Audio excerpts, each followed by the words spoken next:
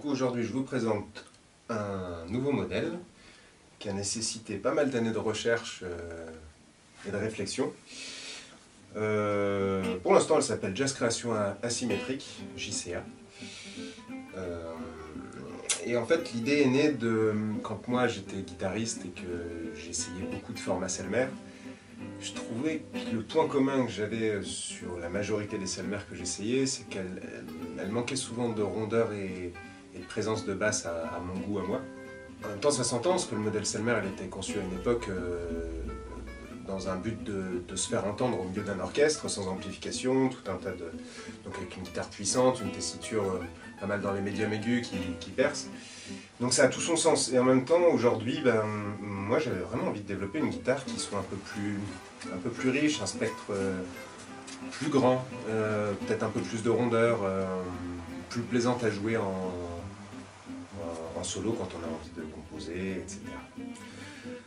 Et parallèlement à ça, dans les guitares que j'avais essayées, il y avait un format un peu plus large de chez Favino, qui avait souvent des basses qui me plaisaient un peu plus présentes.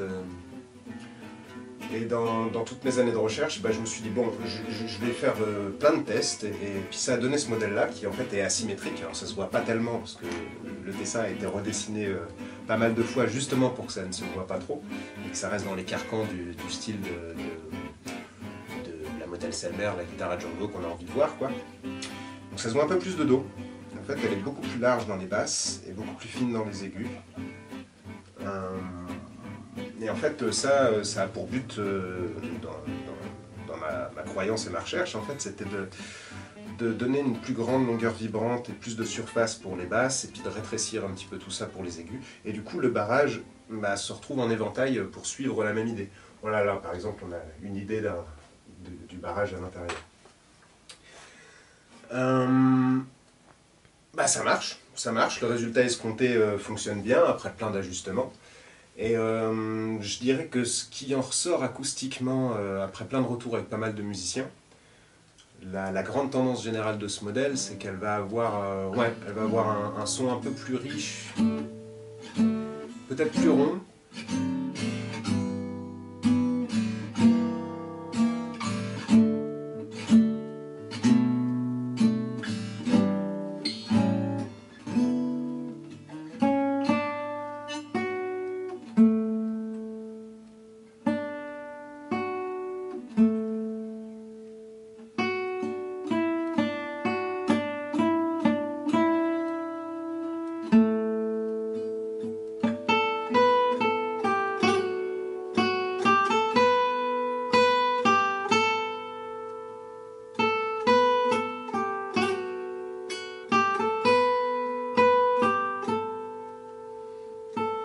Donc sur ce modèle-là, dans les options qu'on peut avoir en sur-mesure, on va avoir le choix du diapason, la forme du manche, la largeur du manche.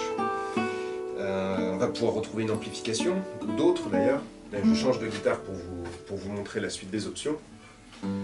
Ça, c'est une guitare du même modèle qui a été faite il y a quelques mois en sur-mesure. Donc là, on a une table plus haute qualité, un peu ondée, qui est teintée. On a un fond éclisse en palissandre de Madagascar massif, un manche en acajou.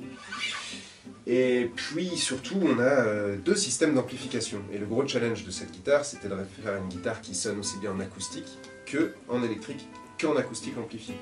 Donc pour moi, ce que je préfère sur le marché, c'est les micros Ichel pour l'acoustique, qui sont faits en France, très bon artisan. Et un autre, les micros F4 Pickup, donc qui m'a fait sur mesure un P90 pour fonctionner avec des cordes argentines. Et voilà, on peut imaginer aussi tout un tas de micros différents, bien entendu.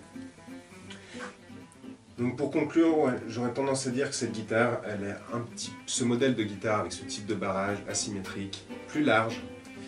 Plus large, c'est important de le dire aussi. En fait, on a l'impression, quand on l'a dans les bras, d'avoir un format des Favino assez large. Pour conclure, moi je dirais qu'elle est tendance générale plus ronde, spectre sonore grave aigu plus large, peut-être un peu plus équilibré qu'une Selmer. Et voilà, ça plaît ou ça plaît pas, mais en tout cas ça plaît à certains beaucoup. Et pour le côté esthétique, eh bon, moi je l'ai voulu plus épuré, donc j'ai préféré choisir des jolis bois et souligner simplement la forme avec un simple filet, ici d'ébène qui peut être dans n'importe quel autre bois, juste pour dessiner la forme. Voilà. Donc la rosace pareil, elle a bouché légèrement agrandie, la même filetterie se retrouve autour de la rosace. On retrouve un petit pli dans le manche aussi pour faire écho. Et puis pour les caractéristiques de fabrication, eh ben, comme tous les autres modèles de l'atelier, c'est entièrement en bois massif, c'est fabriqué à la main entièrement, c'est verni au tampon, collé à la colle d'os, et puis c'est en sur-mesure. C'est-à-dire toutes les tendances générales que j'ai pu vous dire en termes d'acoustique avant, bien entendu, c'est à remettre en perspective avec toutes les autres choses qu'on peut bouger pour le son. La façon dont on va tendre les barres, la façon dont on va sculpter les barres d'harmonie, le choix des bois, le diapason, tout un tas de facteurs peuvent rediriger la balance sonore dans un sens ou dans l'autre, et c'est l'intérêt du sur-mesure. Et voilà, au plaisir de vous rencontrer pour faire une sur-mesure qui vous va comme un gant.